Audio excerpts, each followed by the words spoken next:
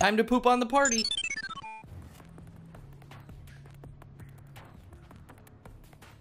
TV and a page. Let's check out the page first.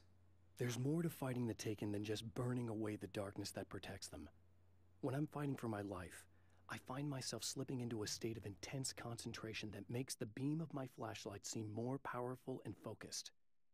I used to think it was just my imagination, something brought on by the adrenaline and fear of death. But now I'm not so sure. I've been touched by powers that I can't begin to truly comprehend. And they've left a mark. I'm starting to think this might be a part of it. More than meets the eye. I've been around for a while now, you know? While you've been indisposed, stuck in the darkness, I've been busy. I operate in the shadows, not always literally, you understand? I'm a little more resilient than those I've taken, but I do my best work in the dark.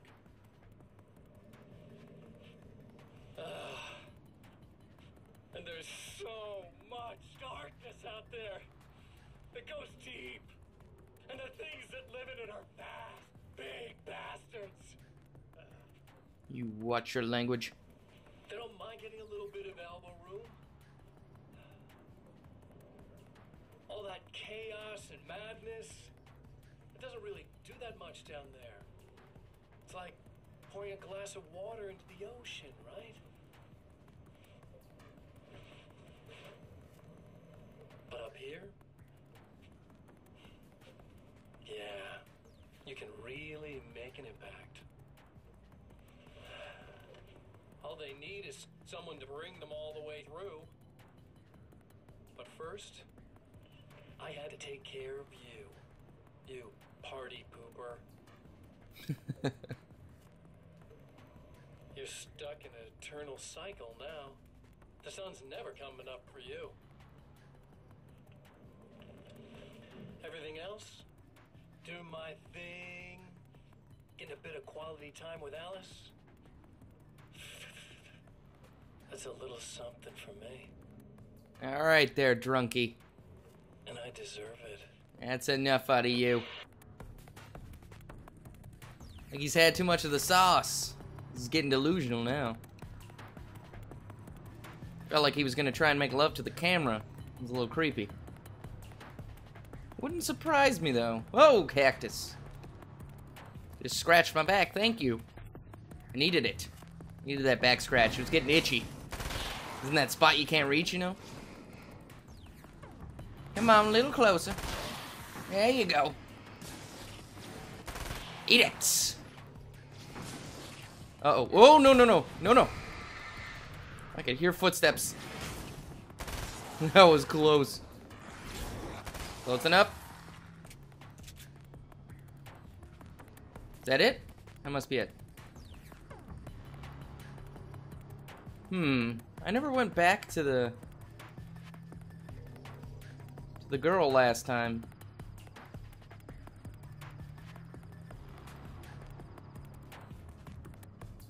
I kind of skipped that. I bet you something would have happened if I went up there. Oh, there's a page. So there is one thing up here. Go grab this page. Then we'll go turn on the lights for the pretty lady. See if she snaps out of it, and then we can maybe have, you know, a little sexy time. I held the film canister in my hands. I saw her name written across it in big letters, followed by the title. It was a time capsule. Moments snatched from times gone by. From a past that I hoped could also be our future. It was my salvation, our chance to be together. A tin can with a bit of magic in it that she didn't even know about. Something I could put to good use. There were only moments left before I had to face him. The plot thickens. We gotta be getting close now. Out of the way, cactus.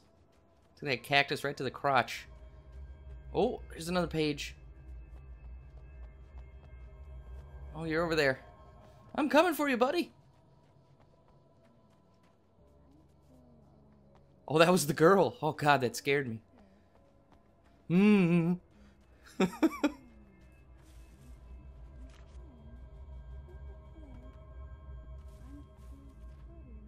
Oh, boy. The clothes I wear now I shaved from dreams and memories. It's an old outfit, originally from the 90s. The last time I wore it was when I was still writing and Alice and I took a vacation in the desert before our troubles began. The night before, we'd been at a party, and I had dressed to the nines. On that lazy day, I put on these old clothes, worn and comfortable. Alice made a joke about grunge. I felt a little embarrassed, but I stuck with them. We were very happy. I'm sheathed in good memories to remind myself of what is at stake. Alright, well that explains the outfits. Mr. Scratch dresses up like a party animal. And I dress like a lazy slob. Not that everyone that wears jeans and flannel is a lazy slob, just Alan Wake. He said it himself. Hello there, let me turn the lights on so I can see you better. Oh, settle down. Hey. I'm hoping I can put an end to this now. You'd better. I really don't want that to happen to me again. It's like somebody vomited in my brain. Oh. Like a sleazy movie that keeps looping in my head. I'll stop this, I swear. You know the part that's really screwed up? If you mess it up, it'll just keep happening forever, right? I don't think I can deal with that. Don't think about that. I don't think of anything but. Hey, afterwards, when all this is done, look me up. This thing, I can probably help you deal with it. I don't know. It's almost like I'm not even in the same world. Everything's just weird now. It's cool, Yeah, I'll I help know. you get through it. A lot of that'll pass with time, but being touched by the darkness, it's rough on you. It's a lot to process, and I just don't want you to get completely screwed up by this. Might be a little late for that, to be honest. Yeah, well, there's degrees.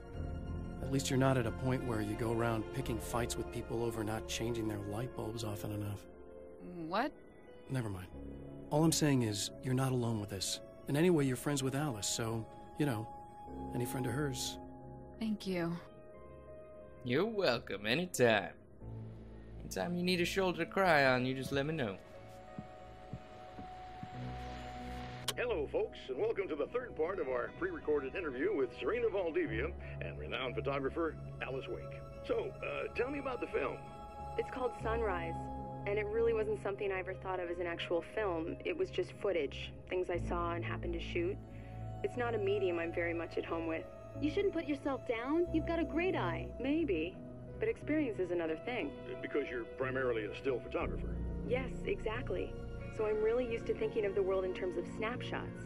I frame something and try to pick the right moment, and then reveal that moment to people. Moving images are a different story. I'm still learning a lot about it, to be honest. So, this is a new thing for you? Or maybe I'm just a slow learner. But showing it like this is definitely a new step for me. It's a little weird taking something this intimate and showing it to everybody. Not that the material itself is somehow shocking. It's just that those were private moments. But that's why it works, because it feels genuine. It's not so much a story as it is a sort of an echo, showing us how you saw your husband at the time. It's not really about the sunrise itself or Alan watching it. It's about you two together. I suppose. It's funny, looking at it now, especially now that it's been edited like that. It takes on a life of its own, almost. It's a kind of a fantasy. Well, there's nothing wrong with that. No, you're right. I'm glad you talked me into it. Oh, that gave me the chills. The music helps with that, I'm sure. I don't know why, that really gave me the chills. Okay, so we know we gotta get to the projector room again. And put Alice's film in, I guess. How I got that, I have no idea.